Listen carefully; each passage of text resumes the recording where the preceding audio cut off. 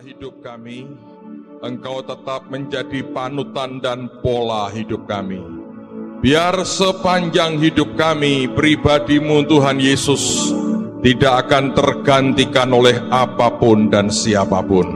Berkati anak-anak-Mu, beri mereka bukti mencari Tuhan tidak akan pernah sia-sia. Roh hikmat, wahyu, dan pengertian yang mengajar kami dari perkataan firman yang kami baca dan kami dengar, sehingga berbicara secara pribadi bagi hidup kami. Ubah, berkati setiap anak-anak-Mu tanpa terkecuali, dan biar nama Yesus yang dimuliakan. Demi nama Tuhan Yesus yang kami kagumi, semua yang kagum kepadanya berkata, amin. Berikan kemuliaan buat Tuhan kita. Baik, mari kita buka firman Tuhan dalam Kolose pasal yang keempat, ayat 12 dan ayat yang ke-13.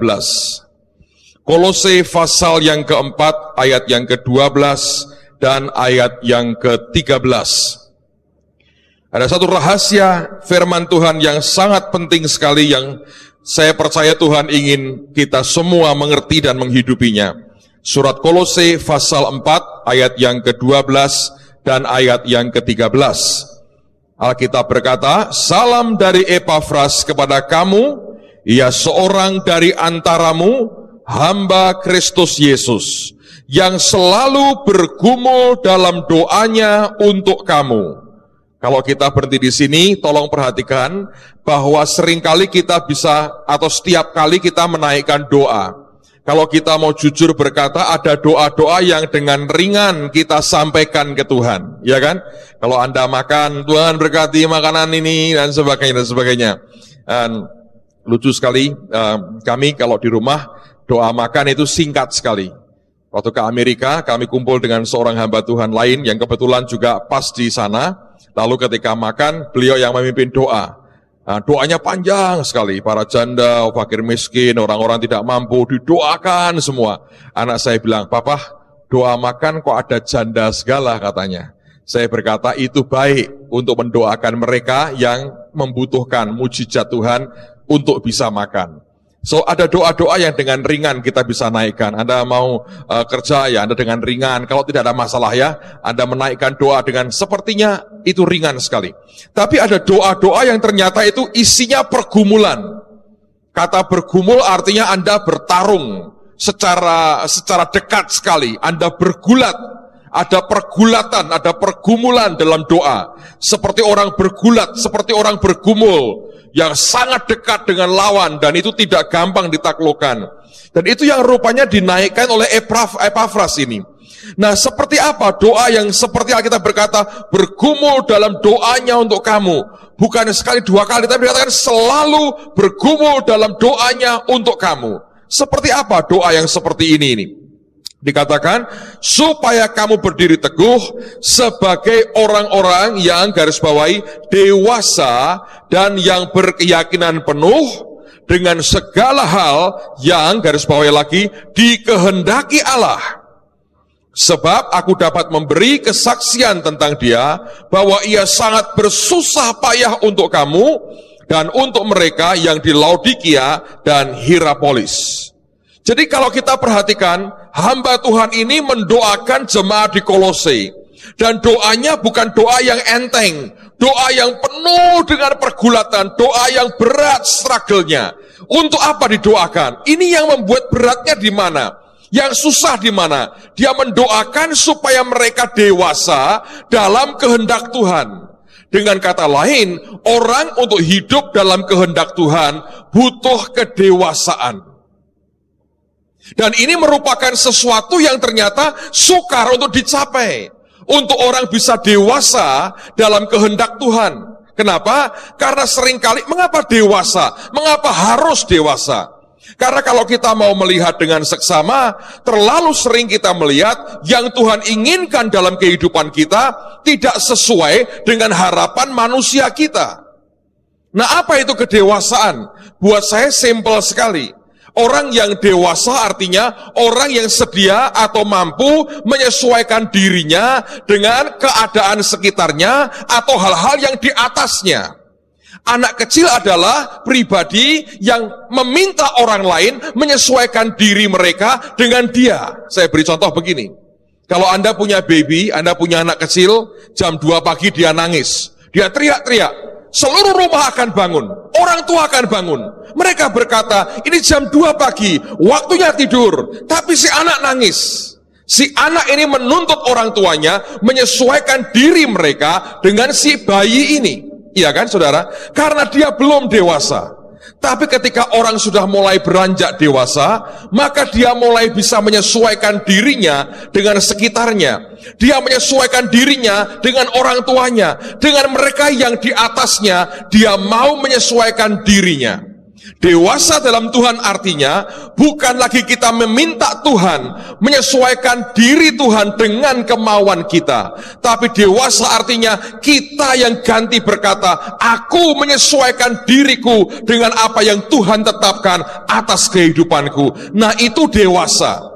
Karena itulah kita berani berkata sesuai dengan Alkitab berkata, untuk orang hidup dalam kehendak Tuhan yang sempurna dibutuhkan kedewasaan. Dan kedewasaan itu indah sekali. Kekanak-kanakan sering kali lucu, tapi ada saatnya sangat tidak lucu. Tapi kedewasaan itu indah. Saya baru balik dari Amerika beberapa hari yang lalu. Trip ini membuat saya bahagia, bukan karena jalan-jalannya, tapi saya melihat anak-anak saya mulai kelihatan kedewasaannya. Dan itu yang membuat saya bahagia. Karena mereka rupanya bukan hanya bertambah tua, tapi bertambah dewasa. Ingat, jadi tua itu Anda bisa dengan sendirinya. Tapi jadi dewasa tidak otomatis. Ada banyak orang sudah tua, tapi tidak dewasa dalam berpikirnya. Tidak dewasa sikapnya. Ada orang masih muda, tapi bisa dewasa, bisa matang banget sikapnya. Beda loh. Anda berkata, Pak, saya ini orang tua. Boleh, tapi kekanak-kanakan. Karena apa? Lucunya luar biasa, nuntutnya ke orang sangat banyak, minta orang lain menyesuaikan diri mereka dengan dirinya. Itu tua tapi belum dewasa. Ada orang-orang yang sangat mature, sangat dewasa, bisa mengerti orang lain, bisa beradaptasi dengan begitu baik. Itu kedewasaan. Saya di Amerika diundang oleh, ada 2 peristiwa saya mau cerita buat saudara. Buat saya ini a great blessing. Ada sisi geli, ada lucunya, tapi saya berkata ini berkat. Kalau Anda punya anak-anak mulai mengerti kedewasaan, mulai hidup dewasa, itu membahagiakan. Kalau anak-anakmu sudah umur 20 tahun masih terus isinya cuma main kelereng terus, itu prihatin yang luar biasa. Perlu doa puasa 40 hari 40 malam saudara. Karena susah cari menantu kalau Anda main kelereng terus umur 20 tahun. Saya diundang oleh teman baik saya. Dia orang yang sangat diberkati, dia orang kaya lah, gampangnya gitu. Dia punya rumah di Amerika, dan waktu di Amerika kami telepon-teleponan, dia berkata, Pak, mampir dong ke rumah. Saya berkata, caranya gimana? Saya jemput dah, saya kirim sopir, saya kirim mobil, Bapak mampir main ke rumah saya. Dia punya rumah di tempat yang namanya Beverly Hills di California. Itu tempat orang-orang kaya, orang-orang punya duit, dan di dekat situ ada jalan namanya Rodeo Drive. Itu tempat orang jual barang merek mahal. Kalau mau cari artis belanja nyuri di situ juga ada beberapa artis ketahuan nyuri barang di situ karena kleptomani. Tapi itu tempat senternya orang-orang yang katanya punya duit. Nah, kalau saya nggak mau di situ belanja. Kita belanja hal-hal rohani yang tidak membutuhkan ribuan dolar, tapi jutaan dan tak ternilai harganya. Loh, itu menghibur diri, saudara. Jadi, singkat cerita, kami dijemput oleh teman saya, dia kirimkan sopirnya orang Indonesia juga, dan kemudian ada mobil yang dipakai untuk jemput kami. Rupanya jauh banget. Itu lewat pakai tol, 1 jam itu 120 kilo per jam jalannya. Butuh waktu 1,5 jam. Ngebut segitu 1,5 jam, jauh banget. Sampai akhirnya kami tiba, itu kompleks yang tertutup sekali dan betul-betul itu rumah-rumah mewah di situ. Kami masuk akhirnya ke rumah teman saya. Setelah lewat penjagaan, lalu kemudian yang jaga berkata, Bapak sedang dalam perjalanan kemari, Pak. Jadi tunggu kira-kira mungkin 10 menit lagi akan sampai. Bapak dipersilahkan tunggu di dalam. Begitu masuk rumahnya gede, bagus sekali. Semua perabotannya mewah, lukisannya, hiasannya bagus sekali. Nah, kami duduk di ruang tengah, gede sekali rumahnya, kayak istana. Dan ini teman saya sudah kenal kira-kira 16 tahun. Saya dengan dia seringkali kalau ngobrol sampai pagi. Dulu ya saudara, dulu ketika lebih muda lagi, saya ngobrol sampai pagi. Dan sekarang pun kalau masih sering ketemu, kalau ngobrol itu di Jakarta sampai jam 2 pagi itu biasa. Karena kita ngobrol banyak hal, teman aja, teman ngobrol, kanan kiri, segala macam saya obrolkan. Dan saya ini orang yang digging informasi dari orang-orang seperti ini, dan dia memberi banyak masukan. Jadi duduk dengan santai, sofanya enak sekali diduduki, saya duduk, saya angkat kaki saya. Orang Semarang bilang, nyingkrang kakinya, tahu, saya angkat kaki saya naikkan begini. Saya nikmati, saya duduk dengan enak, saya angkat kaki saya, bukan saya taruh di meja, saya angkat, saya nyingkrang kakinya, saya lipat begini, saya ongkang-ongkang kaki saya, nikmatnya luar biasa. Tiba-tiba ada suara berkata, "Pak, kakinya turunkan." Saya kaget. Ternyata Samuel, anak saya. Saya bilang, "Kenapa?" "Tidak sopan, Pak." Loh, Saya seperti orang mimpi karena bertahun-tahun saya selalu ngajari dia sopan santun. Hari itu dia tegur ayahnya yang dia anggap tidak sopan. Kejutan buat saya. Samuel tahu sopan santun, berarti mulai dewasa. Karena dulu saudara, kalau lihat sofa begitu, langsung naik, lompat-lompat. Naik mejanya orang, kesana kemari. Saya bawa ke gereja di Toronto, diompoli. Tapi saya kaget sekali dia berkata, "Tidak sopan, Pak." Saya berkata, "Oh enggak apa-apa, ini rumah temanku, Papa ini dengan dia baik. Enggak apa-apa, kan orangnya belum datang aja, nyingkrang dulu." Dia marah. "Papa dulu, kan enggak sopan. Nanti kalau yang punya lihat kan, tidak baik, lihat kita duduknya caranya begitu. Pokoknya aku begini, sopan," katanya. Wih, sejak kapan dia ngajari ayahnya sopan santun? Gak lama teman saya datang, kami ngobrol, kemudian di halaman belakang. Dan saya perhatikan anak-anak saya ini duduk dengan manis sekali. Dan saya tidak ngobrol masalah Disneyland, saudara. Saya ngobrol segini soal begitu. Saya tanya banyak, dia cerita banyak. Dan kita ngomong banyak hal. Saya yakin mereka nggak ngerti itu yang saya omongkan apa, tapi mereka mencoba untuk memahami, karena mereka mengerti orang tua sedang berbicara. Mereka mencoba berkata, "Baik, aku berperilaku seperti orang tua, walaupun tidak mudeng, nggak ngerti, tapi mencoba dia mengikuti pembicaraan yang ada, walaupun tidak ngerti." Dan malam itu kami keluar makan malam di tempat yang mewah sekali. Dan mereka nikmati makan, tidak ada yang rewel, tidak ada yang ribut, semua ikut makan, tidak ada yang berkata, "Ma, sambal terasi aja," nggak ada yang minta begitu, atau soto, nggak ada. Mereka bisa nikmati, itu tanda kedewasaan. Belajar untuk beradaptasi dengan sekitarnya. Dan buat saya itu membahagiakan, melihat mereka bukan hanya bertambah usianya, tapi bertambah kedewasaannya. Apalagi ketika ngobrol di situ, teman saya berkata gini, "Ini Pak, di kompleks ini orang Indonesia ada beberapa. Yang depan saya itu, yang punya rumah depan itu, presiden komisarisnya perusahaan Boeing, Pak."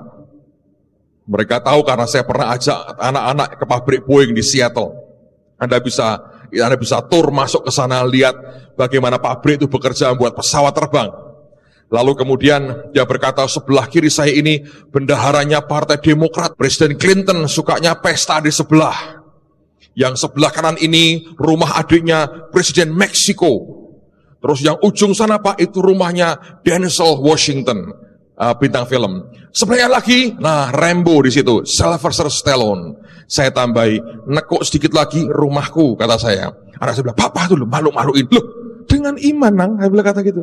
Sopo ngerti, ya tak? Lawang cuma ngomong, Pak. Hidup dan mati dikuasai lidah, siapa suka menggemakan dia makan buahnya. Daripada berkata, "Di bawah jembatan itulah rumah saya," lebih baik saya, ya tak? Abang pada, cuma ngomong gak bayar kok. Ngomong yang bagus, saudara. Tapi artinya mereka mulai mengerti apa yang baik, apa yang tidak baik, apa yang sopan, apa yang tidak sopan. Oke. Selesai dari LA, kami ke New York, kami ke Philadelphia. Ketika di Philadelphia, istri saya sakit perut, saudara. 2 hari diare. Kenapa? Karena Amerika terlalu kotor, tidak sebersih Indonesia. Sehingga istri saya kena makanan atau minuman Amerika, dia kena diare. Saya nggak tahu kenapa. Pokoknya kena diare 2 hari. Sehingga ketika 2 hari itu kami kebaktian, saya kebaktian, istri saya nggak bisa ikut. Dia harus istirahat di hotel. Dan saya berkata sama anak-anak saya, sore kebaktian semua ya. Langsung mereka berkata, ya. Dan itu buat saya surprise.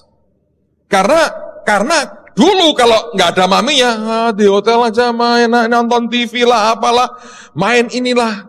Tapi hari itu semua berkata, ya. Tidak saya omong 2 kali, pada waktunya mereka mandi, nyiapkan diri segala macam. Dan waktu kebaktian, saya giring anak saya 3, dilihatin orang, ibu mana Pak? Tidur, saya berkata, sedang sendiri menghadap ke Tuhan, berurusan dengan Tuhan di ruang maha suci yang tidak boleh ada orang lain ganggu. Sakit perut, saya berkata. Jadi anak-anak ikut, dan orang melihat, menyaksikan itu dengan bahagia karena mereka berkata, ini anak hamba Tuhan yang mulai dewasa. Dan lucu sekali ada pemandangan yang menggelikan yang saya lihat. Mereka ikut kebaktian, yang paling kecil, kalau ada firman kiri dia nyatet, khotbah bapaknya dicareti, saudara. Saya belum pernah lihat apa yang dia catatkan, tapi dia nyareti khotbah bapaknya itu. Dicareti khotbah bapaknya. Selesai, ketika saya selesai firman, waktu persembahan. Nah saya perhatikan, ini selalu lucu. Bendaharanya itu Sasa yang paling kecil. Begitu persembahan, dia buka tas jambon kebanggaannya. Di dalamnya ada dompetnya dia. Dia buka, saya pernah lirik saudara. Wih, uangnya $1, banyak sekali. Terus dia ambil beberapa, dia masukkan di amplop persembahan. Kakaknya yang paling gede berkata, minta. Dia ngelirik adiknya, kasih $1 untuk persembahan. Yang laki tidak minta. Ketika persembahan dimasukkan, yang perempuan 2 masukkan, ketika kantong sampai di depannya Samuel, dia berkata, gabung, katanya gitu. Anda sering gitu kan kalau persembahan, gabung apa partai, saudaraku. Tapi saya perhatikan lucu sekali buat saya. Tapi cara mereka mulai beradaptasi dengan sekitar. Saya berkata itu simbol, tanda kedewasaan dimulai. Dewasa artinya kita bisa dan mau beradaptasi dengan kemauan Tuhan. Untuk orang bisa hidup dalam kehendak Tuhan yang sempurna, perlu dewasa. Dan itu memang tidak mudah. Karena itu didoakan dan digumulkan dengan sangat susah payah oleh hamba Tuhan ini. Supaya jemaat di Kolose ini mengerti bagaimana hidup dan jadi orang yang dewasa. Lihat dalam 1 Korintus pasal yang ke-14, Paulus mengungkapkan hal yang sama. 1 Korintus pasal yang ke-14, pada ayat yang ke-20, dia berkata begini. 1 Korintus pasal 14 ayat 20 dia berkata, saudara-saudara janganlah sama seperti anak-anak dalam pemikiranmu.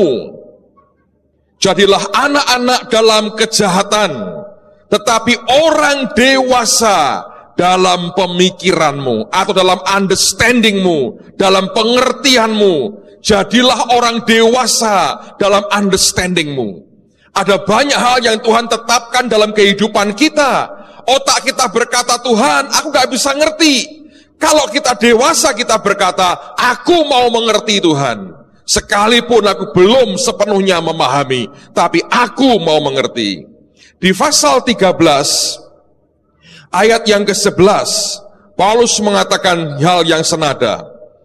1 Korintus 13 ayat 11 dia berkata, ketika aku kanak-kanak, aku berkata-kata seperti kanak-kanak. Aku merasa seperti kanak-kanak, atau aku merasakan seperti kanak-kanak. I feel, aku merasakan seperti kanak-kanak. Aku berpikir seperti kanak-kanak. Sekarang sesudah aku menjadi dewasa, aku meninggalkan sifat kanak-kanak itu. Kata berpikir artinya mengkalkulasi. Dia berkata, ketika aku kanak-kanak, setiap apapun yang aku hadapi, kalkulasi perhitunganku, perhitungan anak-anak. Tapi ketika aku mulai dewasa, kalkulasi perhitungan orang dewasa. Nah, perhatikan saudara, untuk orang hidup dalam kehendak Tuhan yang sempurna, kita harus dewasa. Dewasa artinya kalkulasi kita, perhitungan kita dengan apa yang Tuhan tetapkan dalam kehidupan kita, dengan semua yang kita harus lewati, kalkulasinya kalkulasi orang dewasa. Cara ngitungnya cara ngitung orang dewasa, bukan cara ngitung anak-anak lagi. Dan ini yang Tuhan mau tekankan dalam kehidupan kita. Nah, pertanyaannya adalah, kalkulasi yang seperti apa yang Tuhan inginkan? Kalkulasi seperti apa yang kalkulasinya orang dewasa dalam Tuhan? Matius pasal yang kelima. Lihat Injil Matius pasal yang kelima. Kalau Anda ketemu pasal yang kelima, lihat dulu ayat yang ke-48. Ini dorongan, himbauan, perkataan Tuhan, dorongan Tuhan buat kita. Matius 5:48. Yesus berkata begini, Matius 5:48. Karena itu, haruslah kamu sempurna. Kata sempurna artinya sebetulnya dewasa. Dia berkata, karena itu, haruslah kamu dewasa. Sama seperti Bapamu yang di surga adalah sempurna atau dewasa. Tuhan berkata begini, ayo dewasa dong. Cara berpikirmu, kalkulasimu dewasa. Kalau tidak bakal kau bisa mengerti kehendak Bapamu di surga. Engkau harus dewasa seperti Bapakmu dewasa. Coba beradaptasi dengan cara berpikir, kalkulasi Bapakmu yang di surga. Nah, mengapa Tuhan berkata begitu? Karena kalkulasinya, semua perhitungannya harus perhitungan orang dewasa. Nah, seperti apa Pak konkretnya? Lihat pada ayat yang ke-38 dari Matius 5 tadi. Kita akan lihat bagian demi bagian. Matius 5:38. Kamu telah mendengar firman, mata ganti mata dan gigi ganti gigi. Artinya begini, Anda boleh balas dendam sepadan dengan kesalahan orang lain. Dia cungkil matamu, cungkil ganti mataohnya. Dia cabut gigimu, cabut ganti giginya. Kecuali dokter gigi, saudara, ya, karena itu kan kerjaannya. Masa kalau enggak kan semua dokter gigi ompong semua. Oh, dia mencungkil gigi saya cabut giginya. Nah, kalau pasiennya 300 kan ompong dia, saudara. Ini bukan itu, tapi mata ganti mata, gigi ganti gigi, artinya engkau boleh balas dendam sepadan dengan kejahatan orang terhadap saudara. Itu dia berkata dulu perjanjian lama. Sekarang perjanjian baru, kalkulasinya, perhitungannya, cara mikirnya beda. 39, dia berkata begini. Tetapi aku berkata kepadamu, janganlah kamu melawan orang yang berbuat jahat kepadamu, melainkan siapapun yang menampar pipi kananmu, berilah juga kepadanya pipi kirimu. Wah, ini nggak bisa Pak, hitungan begini. Nah, kalau dia nampar pipi kiri Pak, tonjok saja. Kan Alkitab berkata, kalau nampar pipi kanan, baru kita berikan pipi kiri. Nah, dia pipi kiri kok Pak, kan nggak ada ayatnya, saya balas. Nah, kalau kita terus mencari alasan seperti itu, saudara menciptakan pembenaran dirimu sendiri. Bukan itu maksudnya. Dia berkata, ini loh cara hidup, cara kalkulasi kehidupan yang dewasa, yang beda dengan yang dunia ajarkan. Hanya yang dewasa bisa mengerti ini. Teruskan lagi. Dan kepada orang yang hendak mengadukan engkau karena mengingini bajumu, serahkanlah juga jubahmu. Orang berkata, wah ya bangkrut Pak, lama-lama telanjang saya kalau begini caranya. Orang minta baju kok jubah diberikan, kademen saya. Nah, itu cara kalkulasi yang anak-anak. Tapi kalkulasi dewasa beda. Ini kalkulasi yang kelihatannya ngalah terus, saudara. Membiarkan dirinya ditekan, diinjak, disalahkan, tidak adil. Tapi saya beritahu, ini sebetulnya permainan tingkat tinggi sebenarnya. Yang orang berpikirnya tidak bisa nangkep dengan cara daging dan manusia. Ini betul-betul permainan tingkat tinggi. Ini seperti orang memasukkan sesuatu dalam sarang musuh yang meledaknya bisa menghancurkan mereka total. Anda tahu cara seperti ini? Ini dikerjakan oleh Yesus. Dia datang, saudara. Anda ngerti ketika dia di Gadara itu, legion itu kan banyak sekali setan. Dia berkata, apa engkau mau menghukum kami sekarang, hai anak Allah? Mereka takut karena mereka berpikir Yesus datang untuk menghukum mereka. Ternyata enggak. Lalu mereka berkata, kalau gitu binasakan Tuhan. Nah, mereka tidak tahu kalkulasinya Yesus. Tuhan itu gini, saudara, aku datang memang biar aku ini mati. Aku datang untuk mati kok. Setan berkata, dia datang untuk hidup ini. Mau ngancurin kita. Jadi dia pakai banyak orang, Yudas diraso, Pontius kena, segala macam, Pilatus Herodes, segala macam. Dikuasai begitu rupa. Orang Yahudi dibuat kesetanan, sampai mereka nyalibkan dia. Begitu dia mau mati, iblisnya berkata, kena sekarang. Sebab setan mencoba dengan cara halus ke Yesus gagal, pakai cara kasar. Tapi ini setan itu goblok. Ini kalkulasi tingkat tingginya Yesus. Sudah ngerti?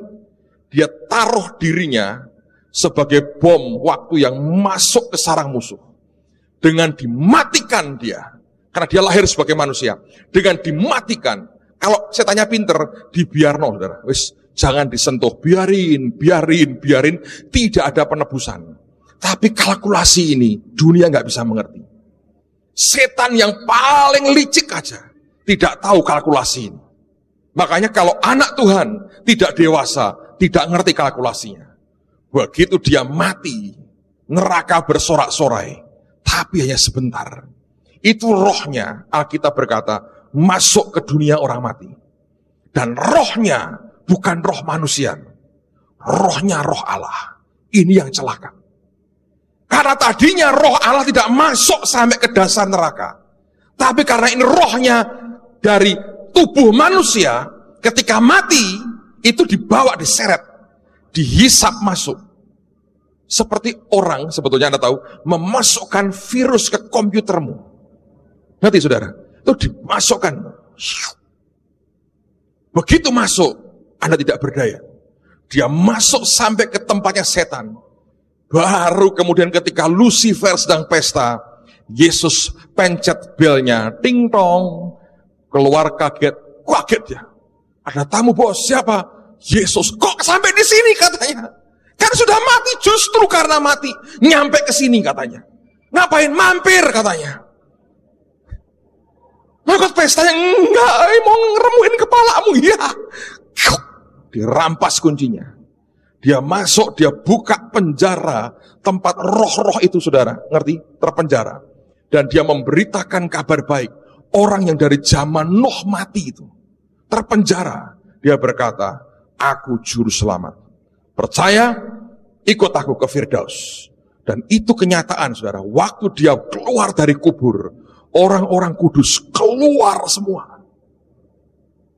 Gigit jari setan. Kelihatan dipukuli, diinjak ini. Film The Passion itu kan. Aduh, orang berkata, balas Tuhan, balas. Dia ngomong sama Petrus, kapan sangkamu aku gak bisa datangin 12 pasukan malaikat?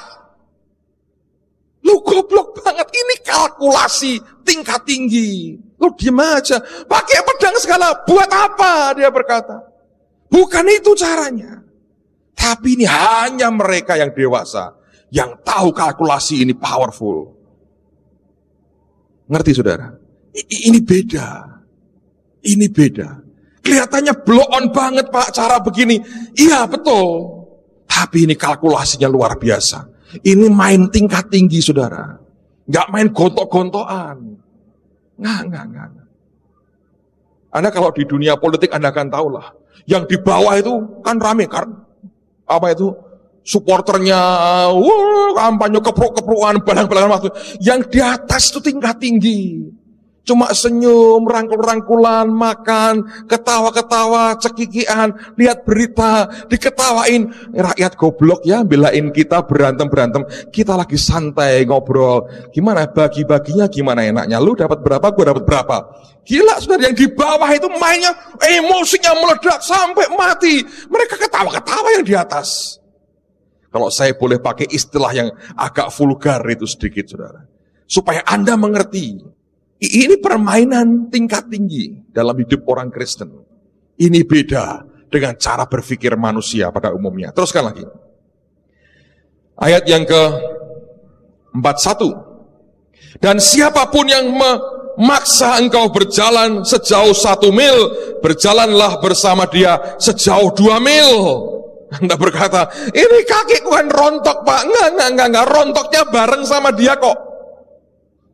Ini permainan tingkat tinggi. Hanya mereka yang mau dewasa dalam Tuhan, saudara kan bisa ngerti. Yang nggak mau nggak bisa, balas terus. Beda, ini beda. Teruskan ya, 42. Berilah kepada orang yang meminta kepadamu dan janganlah menolak orang yang mau meminjam daripadamu.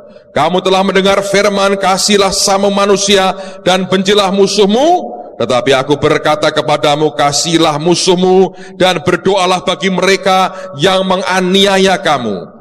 Karena dengan demikianlah kamu menjadi anak-anak Bapamu yang di surga. Rupanya minimal itu membuat status kita jelas. Naik jadi anak-anak dari Bapa yang di surga, yang menerbitkan matahari bagi orang yang jahat dan orang yang baik, dan menurunkan hujan bagi orang yang benar dan orang yang tidak benar. Apabila kamu mengasihi orang yang mengasihi kamu, apakah upahmu? Bukankah pemungut cukai juga berbuat demikian? Dan apabila kamu hanya memberi salam kepada saudara-saudaramu saja, apakah lebihnya daripada perbuatan yang lain? Bukankah orang yang tidak mengenal Allah pun berbuat demikian? Karena itu, dia berkata. Nah, karena alasan itu loh dia berkata, jadilah atau haruslah kamu sempurna atau dewasa, sama seperti Bapamu yang di surga adalah sempurna. Ini kalkulasinya. Saya lagi di depan manusia sepertinya bodoh sekali. Saya baca sebuah artikel, saya dengar dari beberapa pihak juga mengkonfirmasi artikel ini. Ketika Amerika berperang, mereka menghadapi kenyataan yang berbeda ketika mereka perang dengan Vietnam sekian puluh tahun lalu. Di Vietnam mereka menghadapi gerilya yang masuk di hutan dan di sawah-sawah dan di perkampungan-perkampungan. Mereka menghadapi lawan yang tangguh sekali dan mereka bersembunyi di gua-gua.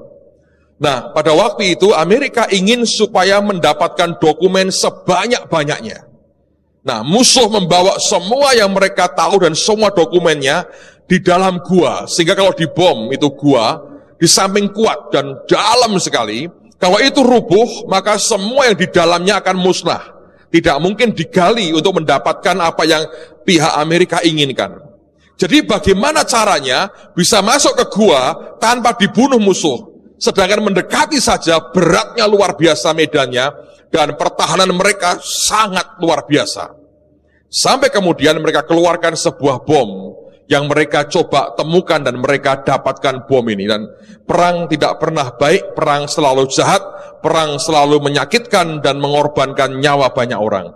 Saya hanya memberikan ilustrasi tanpa saya berkata saya mendukung perang, karena perang tidak pernah memberikan solusi yang terbaik. Selalu korbannya akan banyak orang-orang yang sebetulnya tidak tersangkut paut dalam peperangan itu. Nah, bom ini beda sekali. Pilotnya diinstruksikan begini. Kalau ini gua dan ini lorongnya ya, ini mulut guanya. Pilotnya diberi instruksi begini, jangan bom guanya. Atau titik di mana di dalamnya ada lorong, rongga gua itu, jangan dibom. Bomnya ditaruh di tempat yang meleset. Taruhkan di depan, tembakkan di depan mulut gua.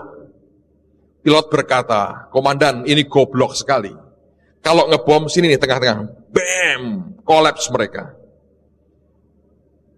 Mereka berkata, kamu pilot, kerjaanmu cuma terbang, lu jatuhin tepat di mulut gua. Jangan di tengah-tengah, jangan membuat sampai ini hancur. Dia berkata, ya memang jelas, kalau di sini nggak akan hancur ini. Paling-paling tertutup sedikit ini mulut guanya. Dan dia berkata, apalagi kalau agak jauhan dikit. Dia bilang, agak jauhan dah. Jangan terlalu dekat sama mulut guanya. Kalau bisa jangan sampai mulut guanya itu hancur.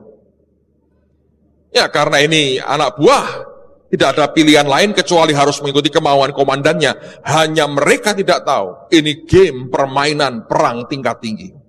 Ketika dibom, saudara, bam, meledak di sini. Musuh berkata, pilotnya goblok. Meledaknya jauh banget. Yang di gua Tegang, oh meledaknya di sana kok nggak akan runtuh gua.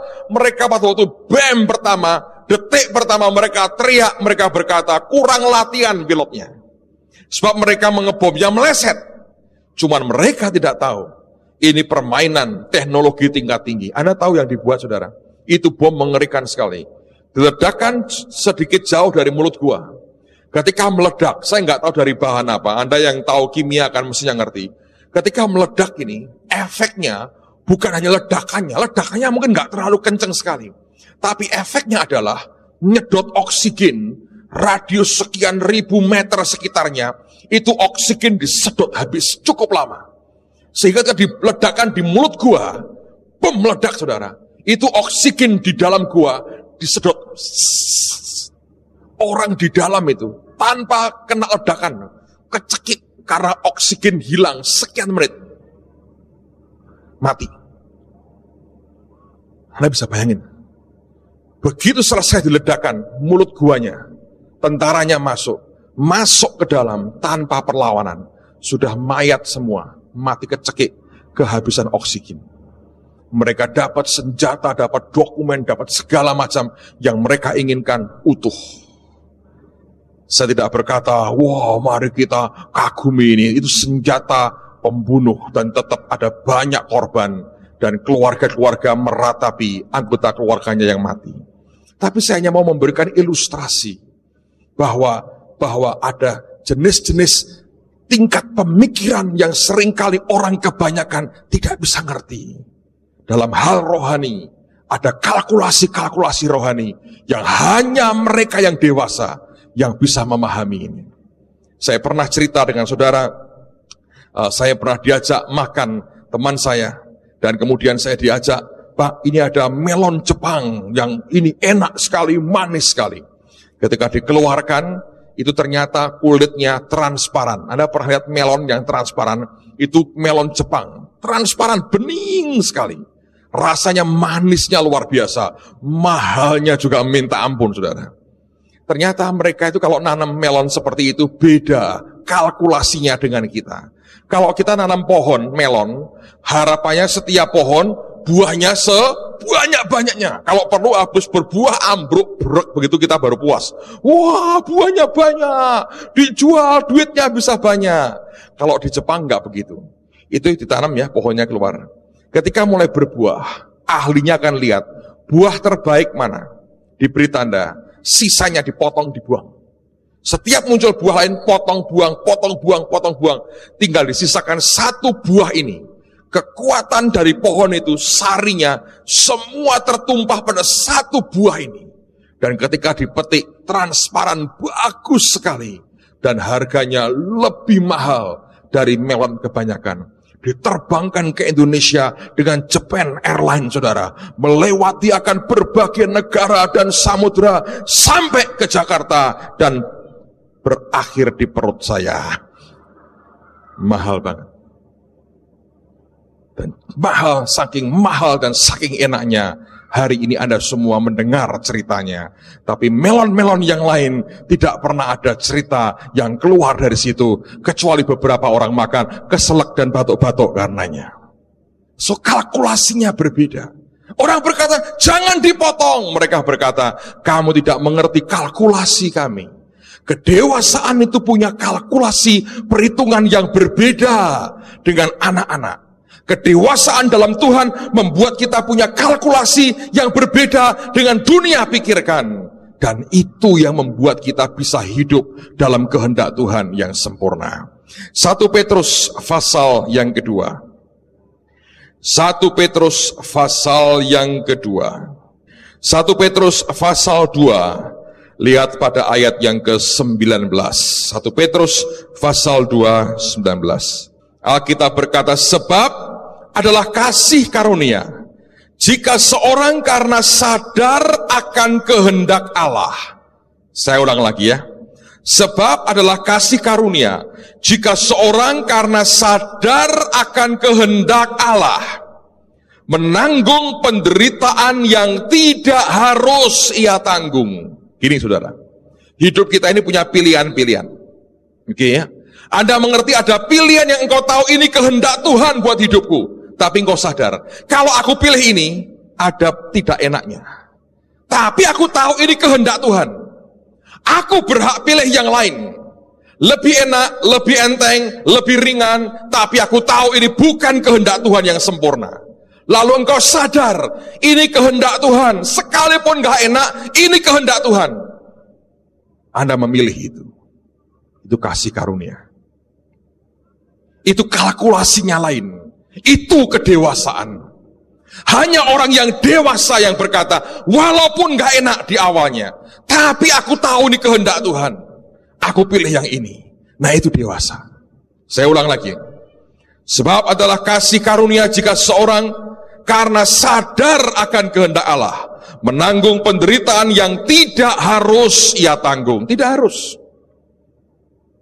Sebab dapatkah disebut pujian jika kamu menderita pukulan karena kamu berbuat dosa? Tapi jika kamu berbuat baik dan karena itu kamu harus menderita, maka itu adalah kasih karunia pada Allah.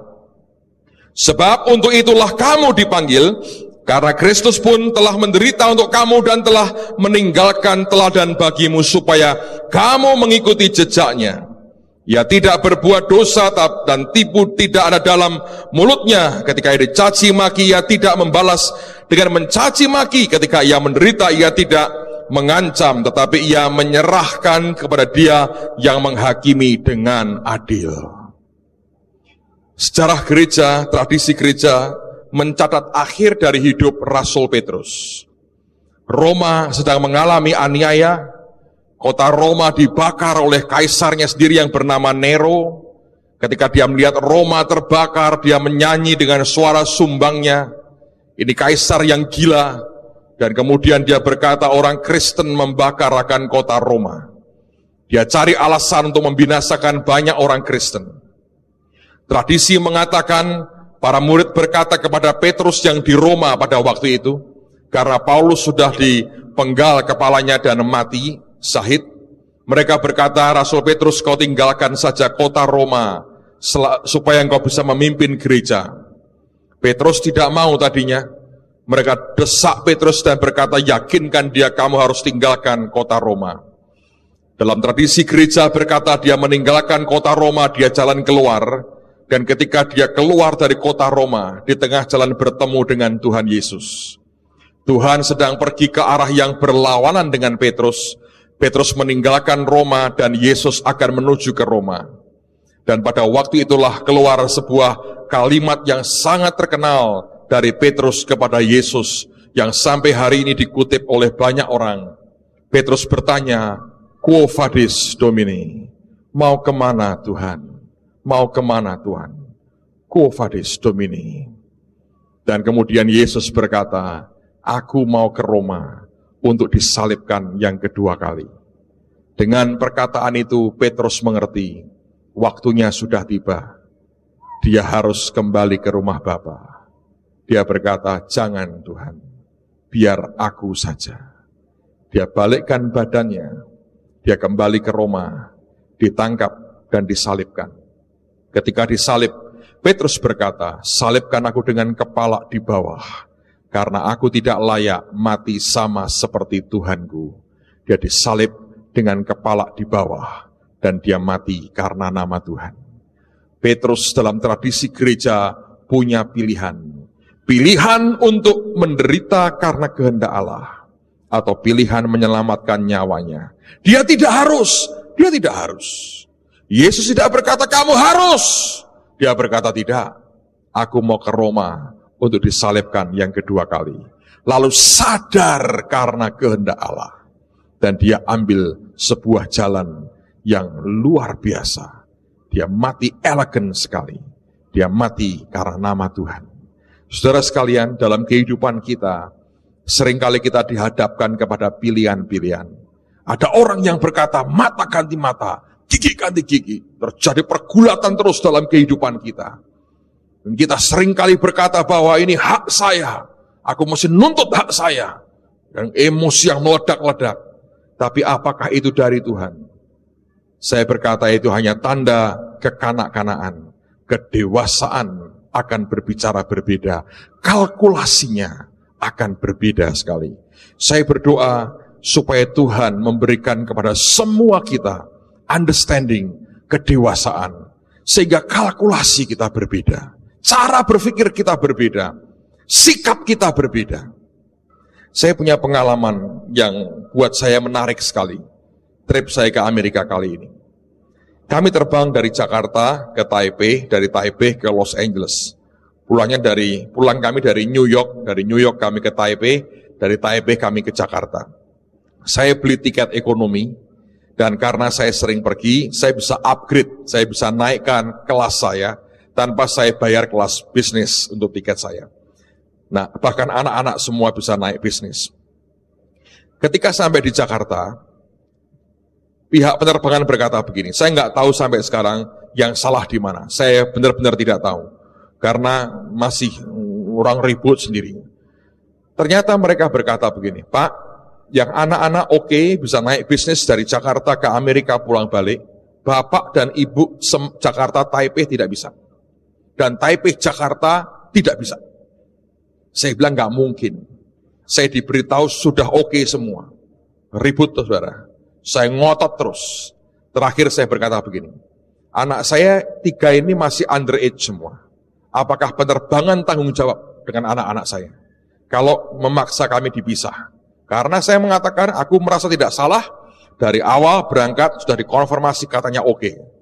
Mereka bilang, tapi tidak ada petunjuk apapun di komputer kami. Jadi mereka juga bertahan, tidak berani memberikan lebih dari yang wewenang mereka. Saya bertahan, saya kepingin dapat apa yang seharusnya saya dapat, karena anak-anak saya. Akhirnya manajernya keluar, dia memberikan 1 tiket kami, di-upgrade-in ke bisnis.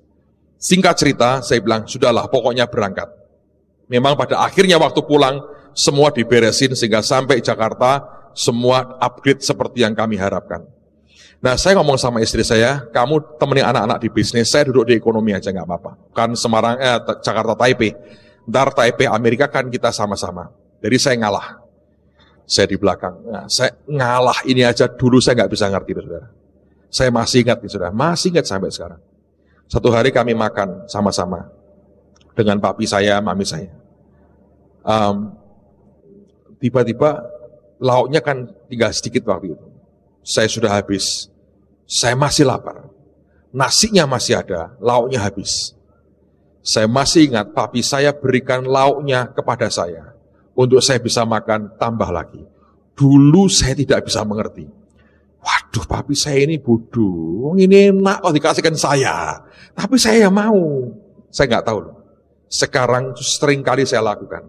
Dengan senang hati ternyata orang tua itu berkorban untuk anaknya. Nyata? Beberapa tidak sih, orang tua meres anaknya saya tahu ada.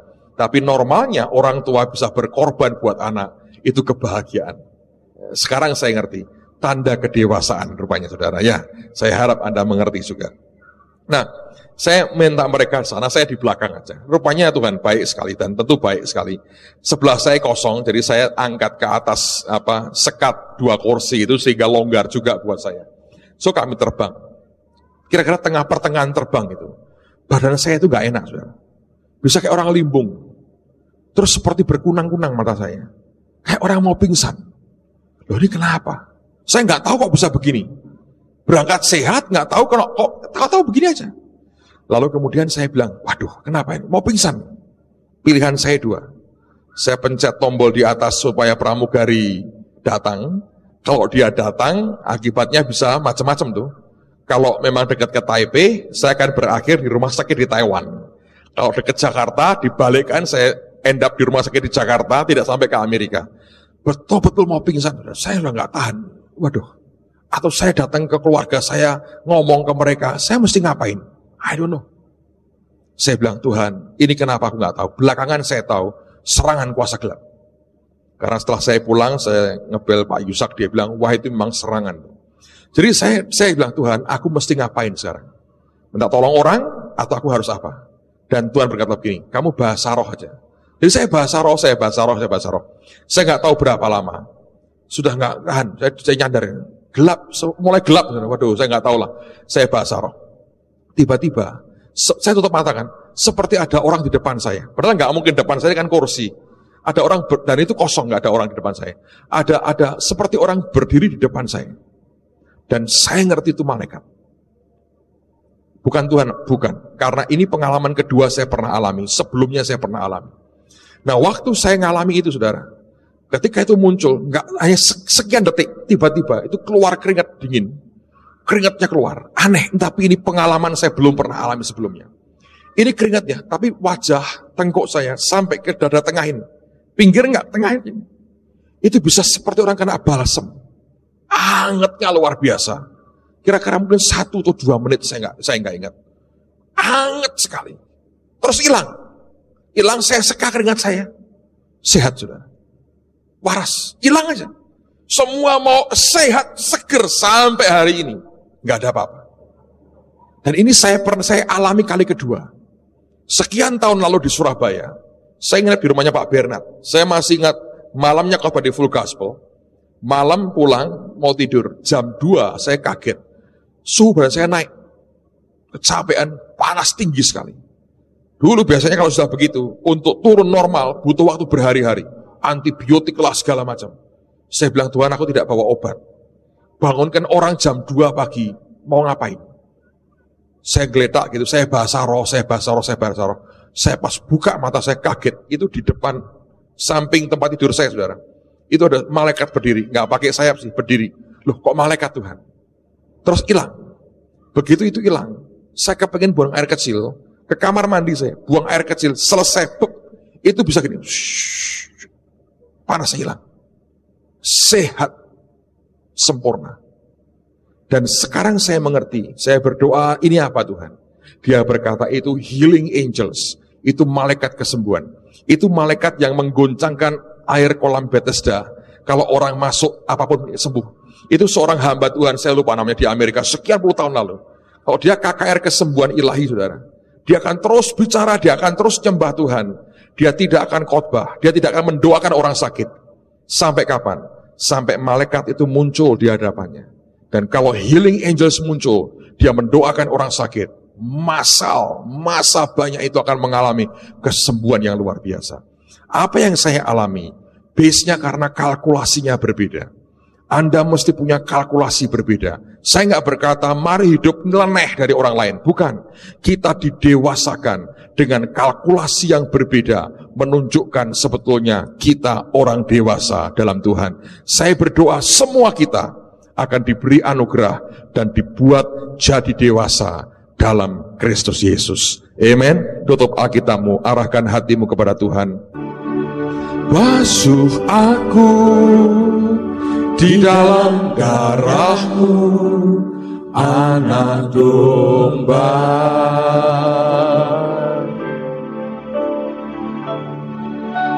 Jamah bibir, luruskan hatiku dengan Roh-Mu.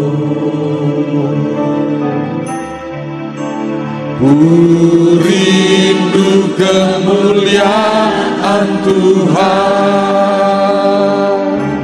lebih dari segala harta.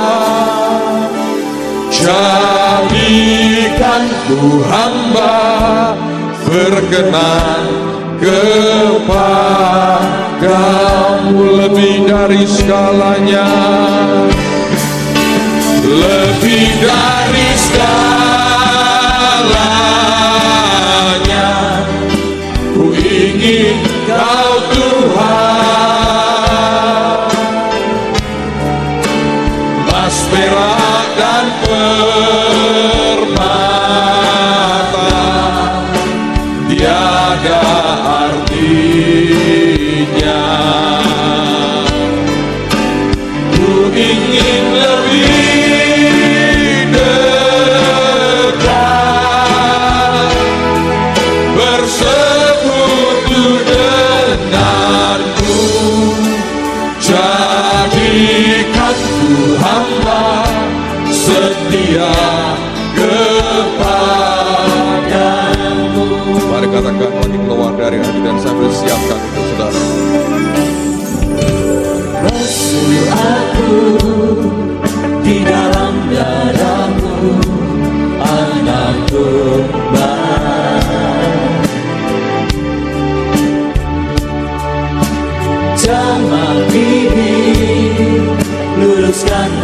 penuhiku dengan Roh-Mu.